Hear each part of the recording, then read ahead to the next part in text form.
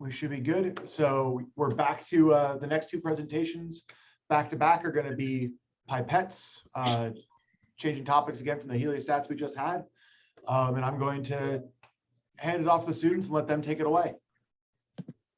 All right, go ahead and get started. Good afternoon, everyone. We are ZMJA Pipettes, and we're presenting our final design and the processes we use throughout the semester for our precision pipetter system. Our group is comprised of 4 members: myself, Zach, Joao, Alirio, and Matt. If you would like to contact us with further questions after the presentation, please see our emails as listed. Slide. Okay, so our team was tasked with creating a pipetter that could handle any nominal value between 500 and 5,000 microliters within a 10 microliter tolerance range. So to achieve this, we utilize a NEMA 17 stepper motor and a lead screw as our primary driving agent. Attached to the lead screw is a drive nut interface that connects the precision plunger to the linear motion produced by the stepper motor. And then this plunger feeds into the nozzle chamber, which utilizes a female O-ring setup to create a seal and proper pipette suction. To ensure that the drive nut produces precise linear motion, guide walls are present throughout the entire range of motion to ensure that no rotation occurs. Additionally, this guide structure also allows for mounting of the system motor and limit switches and enables cable management. 2 boundary defining limit switches are present, one at the maximum plunger height and another at the minimum plunger height. The system also has rubber gaskets installed at each of the openings to ensure an isolated internal environment and to prevent component damage. The tip of our nozzle is machined such that it mimics the taper angle of the 5,000 microliter pipette tip. The nozzle end is also sized to allow for a press fit between the nozzle and the pipette. To eject the pipette tip after sufficient use, an ejector arm is present that pops the tip off by applying an upward force to the ejector plate. This force was assumed to be provided by traversing the system downwards until the ejector plate catches on the edge of a trash bin or tip collector. And then you can see some photos of the ejector in action on the right of the slide. Hello, I'm Matthew Stevens. We began our design selection, we began with the design template that was provided at the beginning of the course.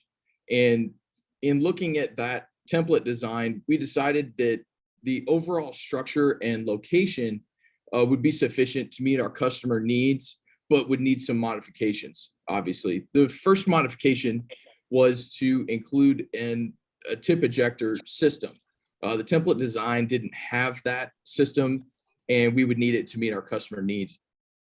As a group, we came up with 2 different concepts. The concept on top featured a lever mechanism that would be triggered by contacting it with the tip disposal bin. The other concept featured a spring-loaded plate that, when triggered by the downward motion of the drive nut, would push down on the top of the pipette tip. We decided to go with the lever design because we knew we would be restricted to 3D printing as our primary manufacturing method. And the spring-loaded plate would have a lot of small parts with tight tolerances. And the more simple lever design would alleviate some of those issues with the 3D printing.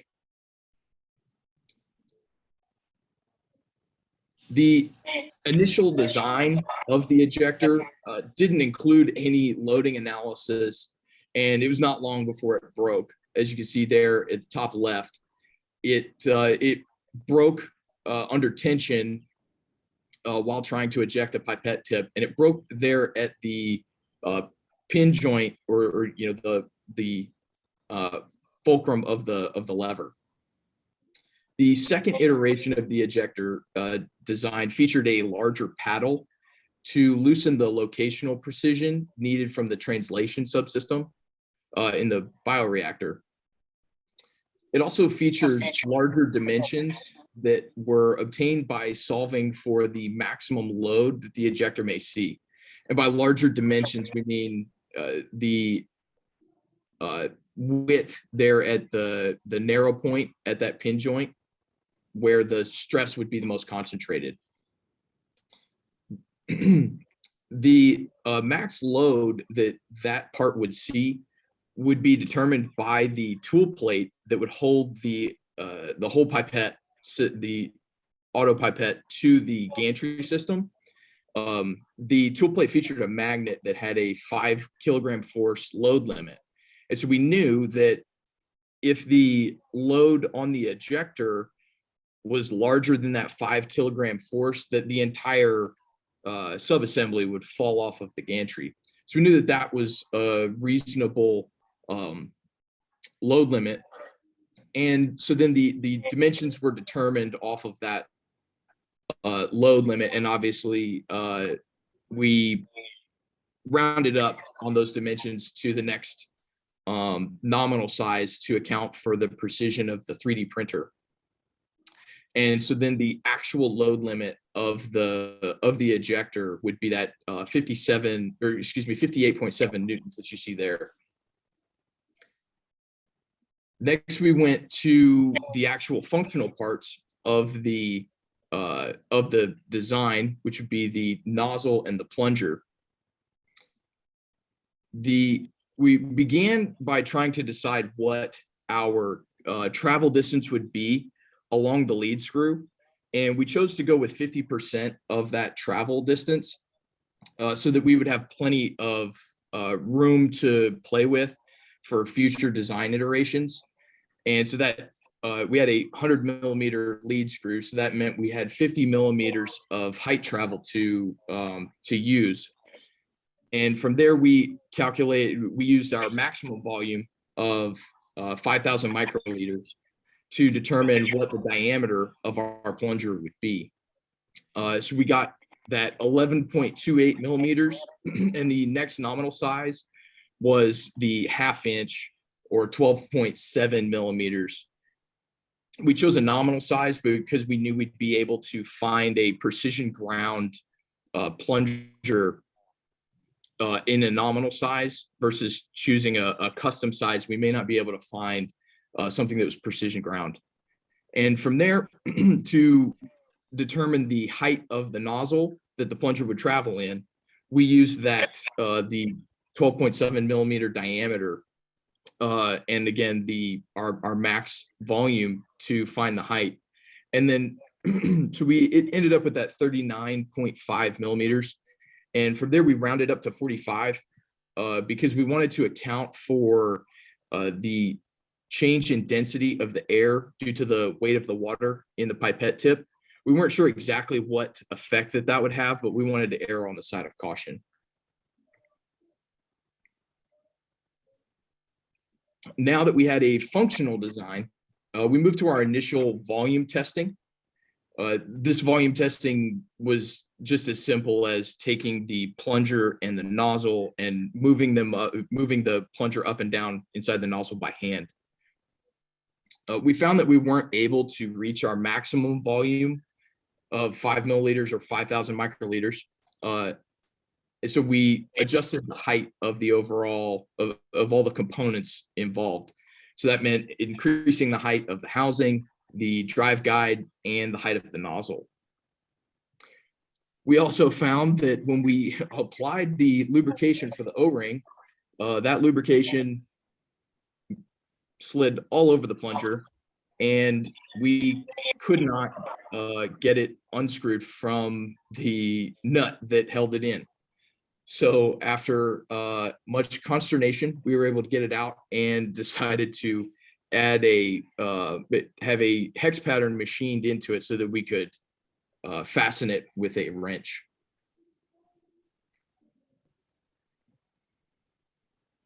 Hi, my name is Alirio Mijares, and so for our final volume testing, after we got all of our new set of parts, as Matt mentioned, we basically generated a simple Arduino script so that we could test our system at different volumes and develop a relationship between the degrees of rotation and our desired volume. We basically established a linear model, and for this we made 10 trials at 4 different volumes, which were 500, 1500, 2500, and 5000. Quickly after this test, we realized that there were some weaknesses in our parts.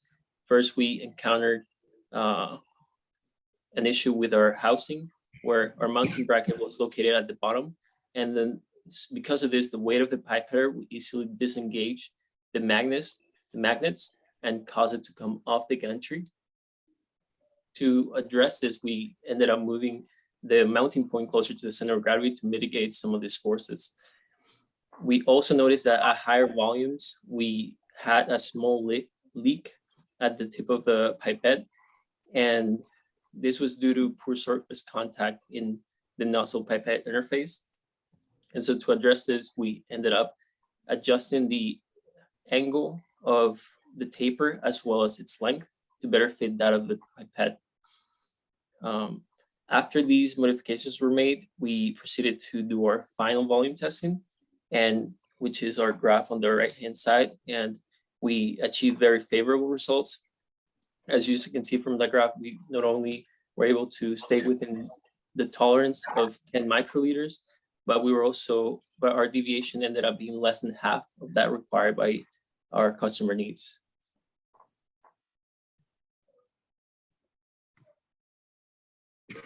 Now, some final edits. For our drive guide, we originally started with a fully enclosed system, but we ended up removing material so that we would have access to other components. For example, we'd be able to quickly disassemble the plunger as well as install and uninstall the wiring and the limit switches. Additionally, we also added internal connectors in the housing. As you can see in the image in the middle, this allows us for easily to engage and disengage the connection while we're troubleshooting and testing. And we also ended up having mounting holes so that we could easily wire the connections in the drive guide.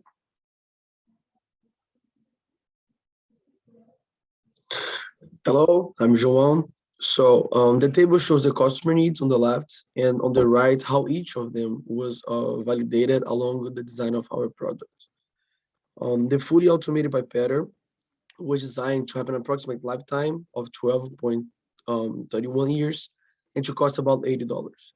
The overall size of 63 by 77 by 225 millimeters fits the desired envelope. The use of the disposable tips prevents cross-contamination between individual wells. And with a total mass of 0.93 kilograms, the NEMA 17 motor is used as a primary drive. As can be seen in the table, the assembly time exceeds the time required by the customer.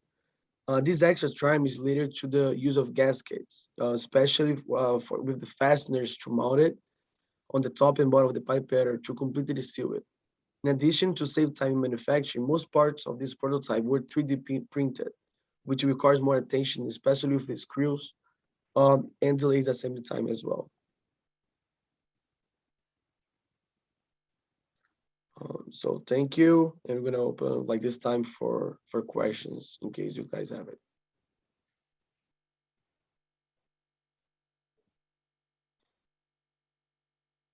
All righty, guys, thank you very much. We'll go ahead. Do we have any questions from from our panel?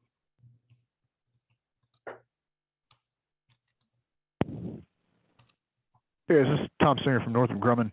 I'm curious, when you were working on the ejection lever and you had the failure, you said you increased the width of that middle axis there. What drove you to increase the width as opposed to the thickness? So we increased the thickness as well, but the width, that increasing the width allowed us to increase our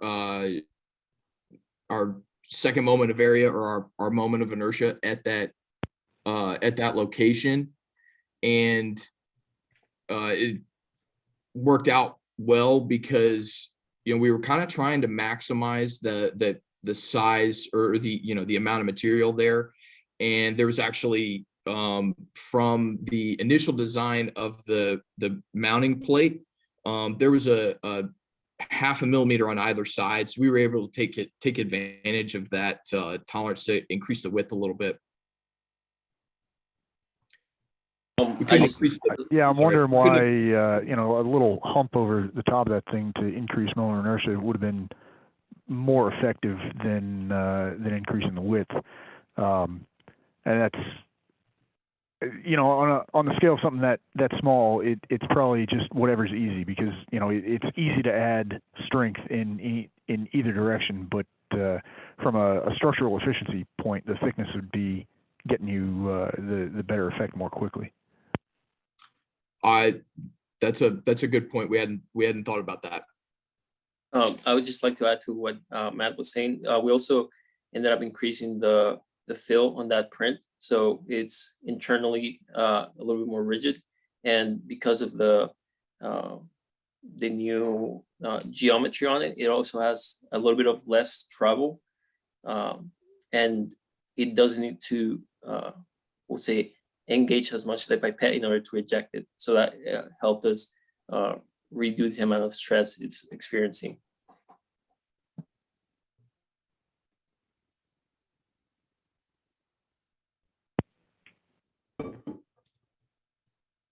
Guys, just related to this ejector real quick. I don't know that anyone did it, and it's just a suggestion, but I would love to see somebody take this ejector and do an actual like fatigue test with it. I don't mean fatigue analysis. I mean, actually, you know, eject however many pipettes can you eject before that thing breaks. Just because I think that's going to wind up being less than you expect it to be. Yes. So I actually dug into that a little bit. So the print settings that we used were that the outer layers would be 2 millimeters thick, and so at that location, they're actually at the location of failure from the first part, or from the initial design. There's actually not any infill there, and on top of that, the research that I found was that for PET G with a crosshatched printing pattern, which is what our printers for those layers are actually defaulted to, that was the strongest, I guess, layout for the printing, and it was tested to 20,000 cycles at 60% of the ultimate tensile strength of the PET G. And when You tested your ejector to 20,000 cycles? We did not. No, this was a study done on the material properties of 3D printed PET G, and it's excuse me, when we did the math on that ultimate tensile strength, it actually came out to be about 48 newtons of equivalent force at that location. So theoretically, if we were to use that ejector at that required load of 49.1 newtons, again, theoretically, it would last for 20,000 cycles. I'm not so sure about that. You've got a stress concentrator there that I don't think you've accounted for in that analysis, and that stress concentrator is going to raise the stress and consequently reduce the life. That one? Bingo. Sure. Yes, sir. I do appreciate that you guys looked at that though, because I think a lot of people fail to realize the fatigue that occurs in these type of systems. So good that you looked into it, but like Tom said, you with that pivot point there, you've got a bit of an issue. So yeah. Just The other thing about- to throw out there is, I mean, you've got things happening over the life, right? You're wearing on that pivot point repeatedly, which is going to reduce the life, and you're also operating at elevated temperature. And I imagine your 20,000 cycle tests were done at room temperature, where you've got this thing in a box that's up around 70 degrees Celsius for part of the time. Yes, that is true. We when looking into the research on it, again, there's not a ton out there, and so that was also kind of part of the design considerations. I actually have the design right here. And you can actually kind of see it in the image there. The screws that hold that blue plate in, those screws come out easily, and part of the final design, or excuse me, part of the manufacturing would be that the ejector and that blue plate would come as one part, because the pin there would be pressed in. And so it would be pretty easy to have replacements of that part. You guys just got me thinking about, I don't know if it would work with it being 3D printed, but if you would actually do it as an elastic hinge, so it's all a single uniform piece, you don't even have a pin in there at all, so you have a solid part, there's no pinhole or anything, and you just use a little tiny elastic flexure at the bottom to allow for it to twist. I don't know that you could do it with a 3D printed part because of all of the internal stress concentrations, but so that actually that's interesting. One thing I just considered is maybe integrating some sort of or maybe gluing like a sheet metal to the bottom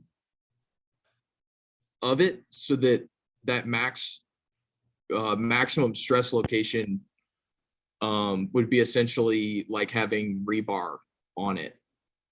Yeah, anything you can do to increase the moment of inertia right there, especially on the tension side, right? And the top of that is the tension side of that lever.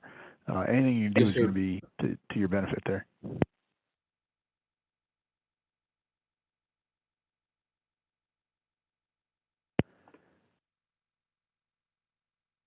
Let's see, and I guess maybe speaking of 3D printing, right? This I understand from Dr. Traum that this is intended as something that would be produced in the significant numbers, right? So it's not a one-off design, and you're looking at 3D printing a lot of things, which doesn't scale very well. So if you're moving into production, how does that impact your design? Do you see any design changes that you'd need to make? Yes, we would definitely want to have a lot more parts injection molded, obviously for production concerns, but also weight wise, and that would also give us the ability to integrate some of the wiring into the parts, essentially have a conductor running through some of the structure, so that there's not a ton of wires running through the inside of the assembly.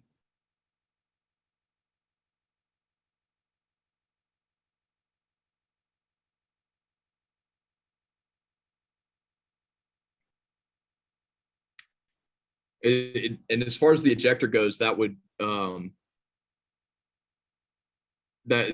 excuse me, injection molding may allow us to put, again, kind of going with the rebar example, put possibly aluminum or something underneath the surface of that part to give it some more increase its yield strength. All right, so one more from me. in order to, so you've got a system to eject a pipette. What is your system to install a new pipette?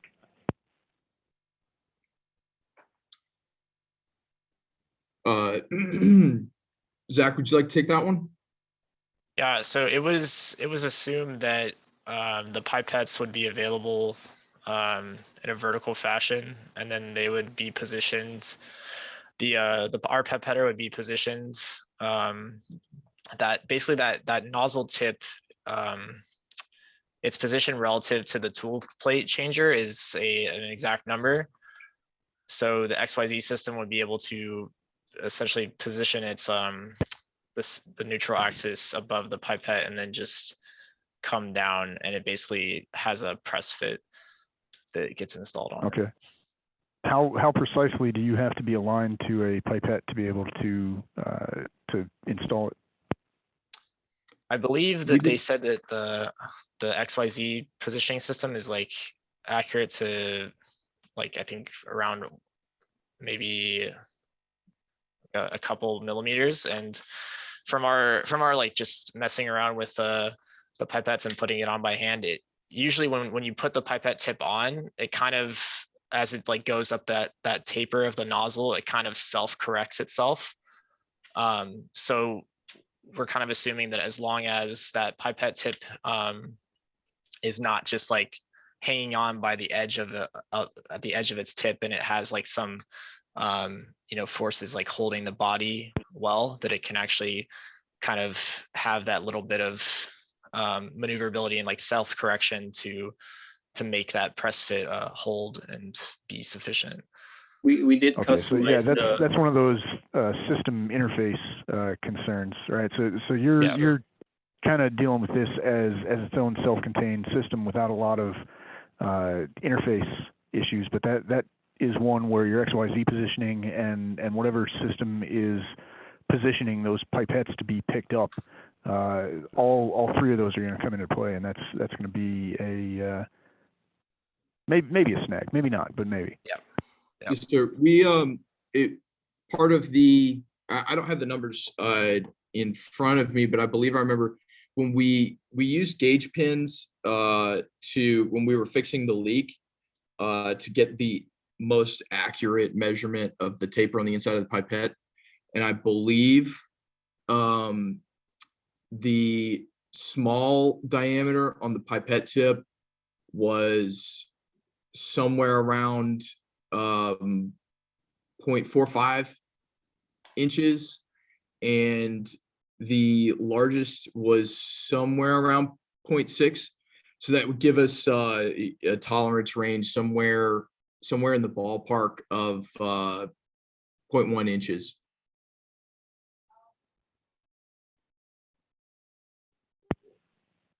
Okay, but I guess the question is it reasonable to expect the other positions to, the position of the XYZ system and the position of the pipette in whatever storage mechanism the pipette lives in, do those three tolerances all work out with each other?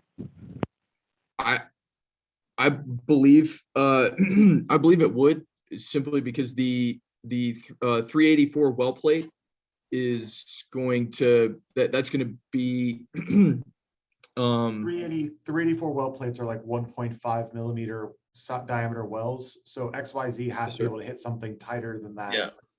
And then we ignored the existence of the pipette rack, so I'm going to come to Matt's rescue here, and just say the holder for the pipette tips was not in consideration. Yeah, Okay. we did interface with the XYZ team, and they told us that according to their analysis, it would be within the tolerance that we needed. So we didn't worry too much about that. Okay. From a integrated product team perspective, which is kind of how you guys seem like you're operating, you may want some guarantee of interface control and say, okay, we agree that we're going to be positioned to within, this much in our X and Y position. and this is what we need, so it's satisfactory, just to kind of track that. And, at the scale of this project, maybe that's overkill, but it's something to definitely think of. Yes, sir. All right, we are going to wrap it up there because the other group has been coming in and we can't give them too much insight into all the hard questions. And so we'll be wrapping it up there. Thank you guys very much for the presentation. Job well done. You're free, in air quotes, now. So, again, good job. You survived it. And it's just the final couple of days to the end of the semester. So, Yes, sir. Thank you, Professor. Yep, Thank you so much for your Thank you, time. everyone. Yep.